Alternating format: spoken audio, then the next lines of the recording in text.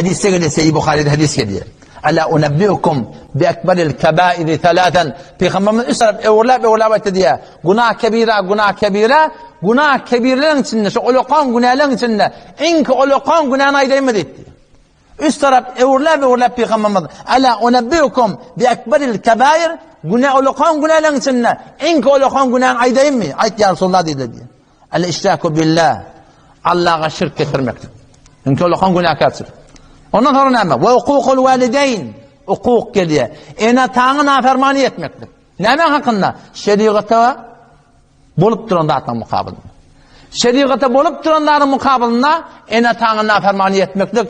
Günah kebirlerin içinde inki olukan günah ediptir Peygamber.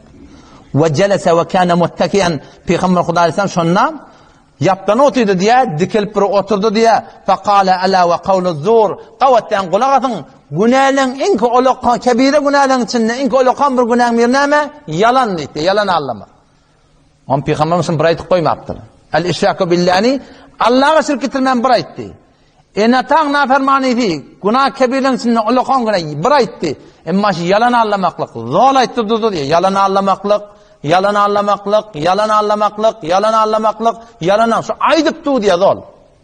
Sahabılar dedi ya, koyatı olacak bir şey dedi. Koyunların karşısında. Zor edip duruptur. Yalan niyeleş formda. Kebire günahların içinde inki olukani beter de tavsiren ne mi? Yalan. Yalan anlap iymek, yalan anlap almak, yalan anlap vermek. Şu mamulatlarda zatlarda böyle yara. Onun şartlardan Peygamber Huda Aleyhisselam dua ediptir. Allah'ım tahhir kalbi minen nifak ve ameli minen riya ve lisani minen kerib. Yani ben dilim yalanına takka diye Peygamber. Dinine yalan dolan aya. Hasan meterken dolan ya. Hudaydan, Peygamberden, dininden, diyanattan da suçuyordu. Şu celesatı diniden aran asılın ne var? Sen hutbuğa matonu zayıfleniyor. Dünyanın günde de oğlan bir yerden oraya. Kümmetten bir yerden oraya. Şeyle. Hasan demek gelen ak. Koşulsanak. Üçünlüklere koşulsanak. Celeselere koşulsanak. O tağda da koşulsanak. Bu tağda da koşulsanak. O men köden uğrum çağışıqlıydı. Men olsa mamulet yarır. Men sana bolyan radı men aydayım mı dedim. Ne mi dedi? Sen rahat anlayanlığın dedim. Hafız men kullen çağışıqlı dedi. Asıl rekbari men anlayan ya da. Sen ödelinde de rahim. Sen vakti için elin içinden zevk törüye sen tandırıya da sen nerede kılacaksın? İçeriden kabilen var Müslümanlığı. İçeriden yürek yağdayı kabilen var. Peygamber'in evlap yalan etti.